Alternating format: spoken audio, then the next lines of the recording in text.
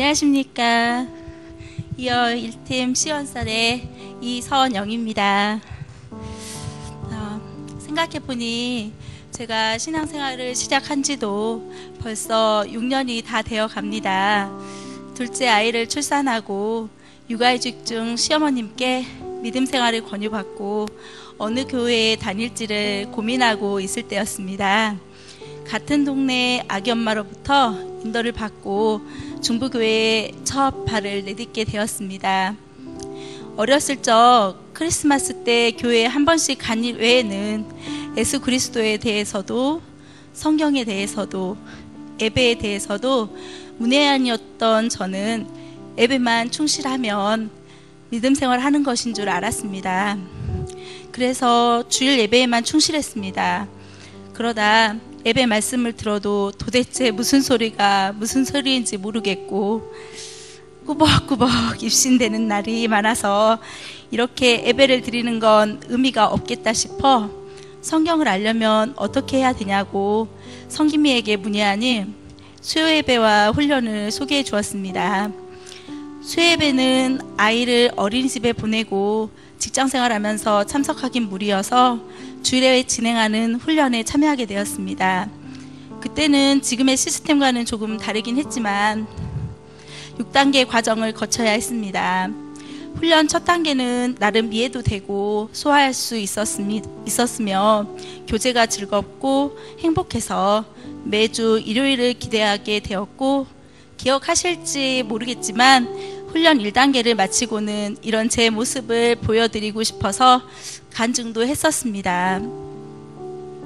그때 제가 했던 간증 중에 앞으로 조금씩 성장하는 모습을 보여드리고 싶으며 좀 더 성장한 모습이 되었을 때 다시 이 자리에 서서 간증을 하고 싶다고 했었습니다.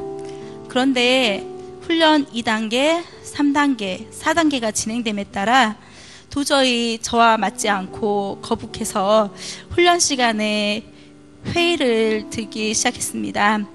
한번 시작하면 썩은 무라도 베어내야 하는 성격이라 여기서 훈련을 그만둔다는 게 자존심이 많이 상했지만 그대로 중단할 수밖에 없었습니다. 또한 주일 예배를 사모하는 마음도 식어져 간혹은 주일 아침이 되면 갈까 말까를 고민하고 가기 싫은 마음을 내려놓고 억지로 교회로 발걸음을 옮기는 날이 잦아졌습니다. 그래도 이런 제 마음을 붙들게 해주었던 것은 아이들이었습니다. 애들이 주일 아침만 되면 엄마 교회 안 가요? 엄마 예배 안 드려요? 하면 도무지 안 드려 라는 말을 할 수가 없어서 주일 예배에 참석했고 더불어 셀가족이 있기에 주일 성수를 할 수 있었습니다. 기껏해야 오치동이 삶의 터전이라 길을 가다가도 셀러를 만날 수가 있을 텐데 그때마다 둘러댈 핑계도 없고 셀 모임을 중독이라고 할 만큼 사모했기에 행복했습니다. 서로의 아픔을 나눔으로써 위로가 되고 힘이 되며 같이 자녀 키우는 부모로서 정보가 공유가 되고 소원하는 바가 있으면 기도해 줌으로써 큰 은혜가 되었습니다. 그렇게 또 2년의 시간이 흐르면서 조금씩 교회 전반적인 모습이 눈에 보이기 시작했습니다. 그러면서 한 분, 두 분, 봉사와 섬김으로 직분을 감당하시는 분들을 알게 되었습니다. 화장실 청소를 봉사하시는 분, 경로 식당을 준비하시는 분들, 전도지를 들고 전도를 하시는 분들, 이제 그런 분들을 한 분 한 분 알게 됨에 따라 그분들처럼 봉사와 섬김은 못하더라도 제가 맡은 일이라도 최선을 다해야겠다는 생각이 들면서 셀별로 준비하는 식사 준비와 돌아가면서 하는 교회 청소만이라도 적극적으로 동참해야겠다고 생각하고 참여하게 되었습니다. 그렇게 또 2년여의 시간이 흘러 훈련에 대해 다시 권유를 받게 되었습니다. 마무리 짓지 못한 일이기에 언젠가는 다시 시작은 해야겠다고 늘 생각해 오던 터이긴 했으나 또 중간에 지쳐 멈추지는 않을까? 이런 두려움 때문에 선뜻 대답을 못하다가 우리 교회 사정에 맞게 작성한 교재로 진행이 되며 지난번 받았던 훈련과는 다르게 마음에 팍 와닿는 훈련이라고 리더께서 강하게 독려해 주어서 작년 봄부터 다시 훈련을 시작하게 되었습니다. 처음 새 삶의 기쁨 훈련을 받게 되었을 때 강사님께서 이 시간은 교육의 시간이 아니라 훈련의 시간이라고 강조를 하셨습니다. 저는 그 말의 뜻을 모르고 어리둥절해하면서 교육하고 훈련하고 한 끗 차이 아니야? 지금 내가 새 삶의 기쁨이 무엇인가에 대해 배우고 있으니까 교육 아니야?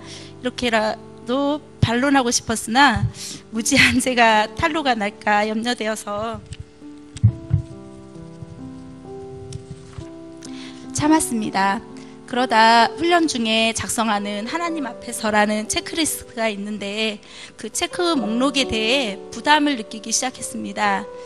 예배 참석 여부, 큐티 진행 횟수, 새벽 예배 참여 횟수, 성경 읽은 장수, 전도 횟수, 기도 시간들을 기재해야 되는데 저의 하나님 앞에서는 대부분이 공란이거나 X표여서 좀 많이 창피했습니다. 그러다 문득 이래서 훈련이구나 라는 생각이 들었습니다. 이 시간을 통해 삶 속에서 예배와 기도 말씀, 전도의 시간을 갖도록 내 마음과 육체를 훈련시키는 거구나. 마치 사막에서 오아시스를 찾은 듯한 훈련이라고 강조하는 해답을 찾아서 너무 기뻤습니다. 그러면서 더욱 강하게 밀려오는 창피함과 부족함으로 파도가 저를 휘감았습니다. 마음을 다잡고 새벽 예배는 어렵더라도 시간만 내면 할 수 있는 기도와 말씀만이라도 붙잡아 보겠다고 결심은 했으나 공동체의 기쁨을 마치고 성장의 기쁨에 이르기까지 잘 지켜지지 않았습니다.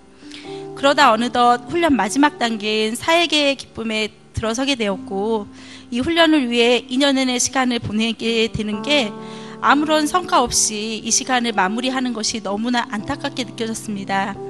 그래서 이 훈련받은 내용을 실제 적용하고자 열린 모임 인도자를 감당하게 되었습니다.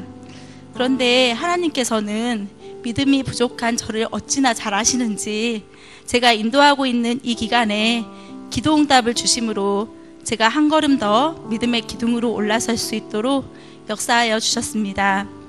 저희 셀은 셀원이 8명이 되기도 전부터 리더가 입버릇처럼 셀 분가를 꿈꾼다는 이야기를 수시로 했는데요. 그 이야기를 들을 때마다 아직 분가할 정도도 되지 않았는데 무슨 소리? 이랬는데 올 상반기 사랑 나눔 축제를 통해 셀원이 8명으로 구성이 되었고 리더는 더욱 강하게 셀 분가를 바랬습니다. 그러다 보니 가랑비에 옷 젖는다는 속담처럼 저희 셀원들은 모두 셀분가를 자연스러운 것으로 받아들이게 되었습니다. 하지만 셀원 8명 모두가 4번 모여야 하는데 현재 잘 모이는 멤버가 4명이고 많이 모일 때가 6명인데 셀원 모두가 4번을 모일 수 있을까 염려와 걱정이 많았기에 하반기 열린 모임 기간 동안 리더와 인턴 기도 제목이 새로운 영혼을 보내주세요가 되었습니다. 이런 저희를 세밀하게 돕고 계셨던 하나님께서는 리더의 옛 직장 동료가 등록하게 함으로써 셀원을 한 명 더 채워주셨고 새로 등록한 새 가족이 우리 셀과 어울릴 수 있는 환경 조건이 충족되어 우리 셀에 영입할 수 있게 해주셨습니다. 하나님께서는 또 적절한 시기에 기도 응답을 해주신다고 하신 것처럼 제가 인도자로서 일하고 있을 때 기도 응답을 주심으로 더욱 은혜받게 해주셨습니다. 또한 열린 모임 인도자를 감당함으로써 토요일 새벽 예배에 참여할 수 있었고 셀분과 기도 모임을 위해 주일 새벽 예배를 참석함으로 저의 하나님 앞에서는 새벽 예배 항목이 채워질 수 있었으며 열린 모임을 준비하면서 말씀도 더 읽게 되고 기도도 더 하게 됨으로써 사역의 기쁨 단계에서 저의 하나님 앞에서는 잘하는 분에 비하면 보잘것없는 것이지만 저의 2년간 훈련 기간 동안에 비교해보면 엄청난 발전임을 확인할 수 있었습니다. 제가 앞에서도 언급했듯이 제가 처음 간증을 했을 때 저를 애송나무로 비유를 했었습니다. 5년이 지난 지금의 저는 애송나무에서 하나씩 둘씩 장가지가 나오고 하나님을 향해 양팔을 벌린 우뚝 선 아름드리 나무가 되어가기 위한 자그마한 나무입니다. 커다란 아름드리 나무가 되기 위해서는 아직도 눈부신 태양과 같은 양분이 한없이 필요하기 때문에 옆에 계신 동역자분들께서 많이 붙들어 주셔야 되고, 여러 사역자들 분께서 기름진 거름 같은 말씀을 들이부어 주셔야 합니다. 주위에서 세워줄 수 있도록 도움 주시는 모든 분들께 감사드리며, 양분과 거름을 많이 먹고 다음에 또 더 성장한 모습으로 당당하게 간증할 수 있기를 기대하며 이 모든 것을 하나님께 감사드립니다.